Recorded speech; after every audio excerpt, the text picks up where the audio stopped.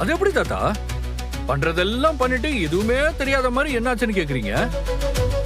விஜய், நிஜமாவே என்ன எதுன்னு எங்களுக்கு ஒன்றும் புரியலப்பா. என்ன விஷயம்னு கொஞ்சம் தெளிவா சொல்லு. உங்களை யார் காவேரி வீட்டுக்கு போய் எங்களுக்கு கல்யாணம் பண்ணி வைக்கிற விஷயமா பேச சொன்னது?